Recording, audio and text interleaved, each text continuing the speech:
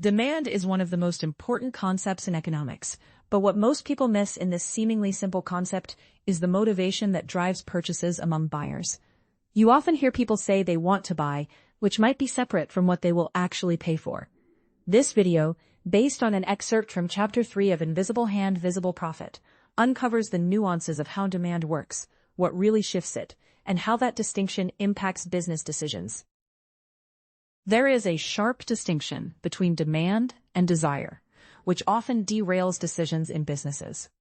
Startups and SMBs with limited experience, or executives, are more likely to chase what they think people indicate as their need, instead of focusing on the core demand of their product. Demand goes beyond just desire. It is measured via a clear willingness and ability to pay. Someone who complains about price, but still buys a product, is giving a very different signal from someone who walks away. The signals that matter almost always come from your true buyers, the person who values the product and is willing and able to pay for it. Whether that person chooses to buy your product or not gives valuable insights on your product itself, even if they don't voice a single opinion.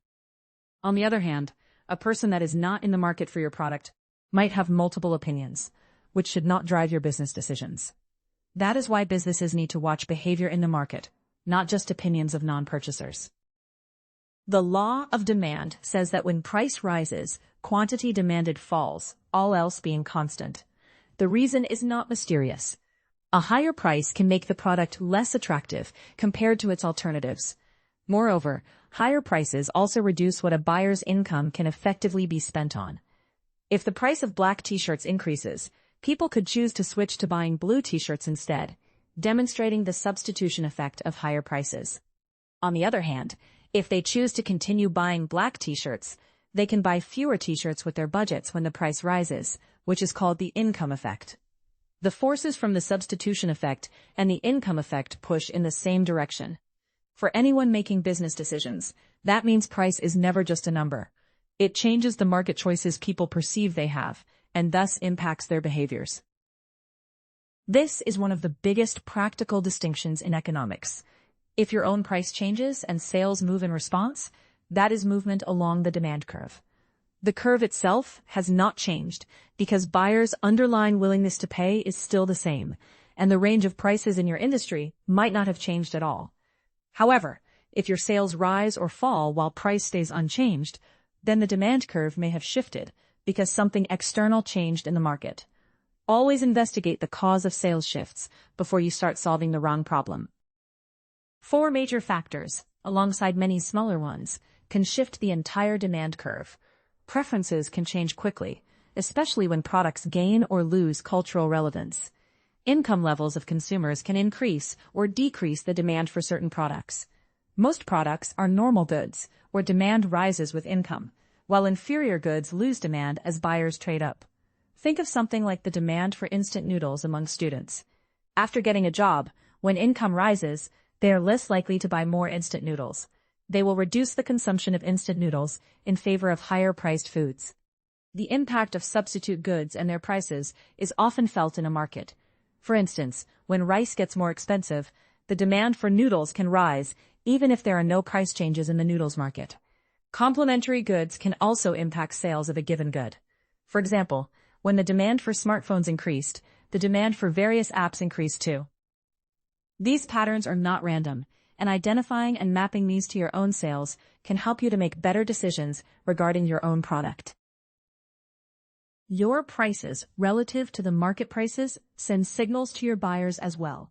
Prices shape how buyers classify your product in their minds. If you price far below the market, buyers may assume the product is inferior, even when it is not. And if you price very high, they may treat it like a luxury product that needs strong justification. Thus, price signals do more than affect your sales volume. A business needs to understand what kind of good it appears to be in the economy, not just what it wants to be. Strategically pricing your product allows you to find the sweet spot, where you're not losing sales due to the misguided perceptions of your buyers. Before adjusting your prices, always start by asking a simple but powerful question. Are you seeing movement or a shift in the demand for your product? If customers are buying less because you raised your prices, investigate your pricing decision based on your revenue changes. If they buy less because a competitor launched something better, or because the economy weakened, then changing your prices may not solve anything and can actively impact your bottom line. External conditions like regulation, recession, or disruption can move demand in ways that are harder to predict. That is why businesses need a standing decision framework for pricing, not knee-jerk reactions.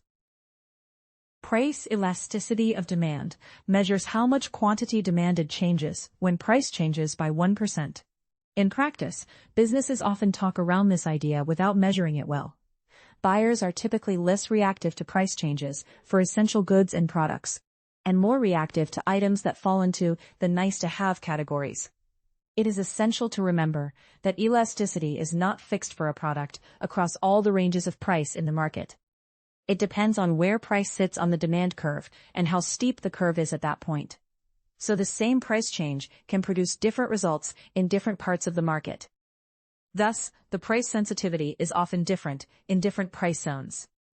A high-end pair of headphones can attract more buyers by lowering their price by just a few percentage points, whereas a lower-end non-brand pair of headphones would see no difference in their sales by dropping their prices by 10 to 20%. Elasticity depends on the product and its relative price point and market share. If a business assumes one constant elasticity everywhere, it can make repeated pricing mistakes. Some products have low elasticity because buyers rely on them and cannot easily switch. Consider products like insurance, internet providers, or tech tools. Here, the real burden of switching is not just the higher price, but the time, effort, and uncertainty of changing providers. Such products can often get away with substantial price changes up to a certain point. The reason is that buyers inherently consider those opportunity costs when making decisions. However, that doesn't mean that they can continue raising prices without bounds. It simply means that the costs associated with switching may temporarily mute the response, until the business pushes too far and finds the boundary of buyer tolerance. Thus, while elasticity gives an analytical starting point, the market share, reliability, and delivered value of the product still shape how buyers respond and revenues accrue to a business. Here is where reputation plays a key role in establishing a reliable market share. The big lesson is that demand is about real choices under real constraints. Not everyone who claims they would buy your product is your buyer. Don't let your ideal customer profile get in the way of your real customer profile. You can see your product demand nuances more clearly once you separate out pricing responses from demand shifts. And if you treat elasticity as a useful measure rather than a magic number, your decisions become more grounded in the reality of your buyer's preferences and constraints. Get your copy of Invisible Hand, Visible Profit, The Simple Science Behind Smart Decisions by Dr. Kruti as an ebook, paperback, or audiobook on Amazon, Apple Books, Google Play, Spotify, and other platforms.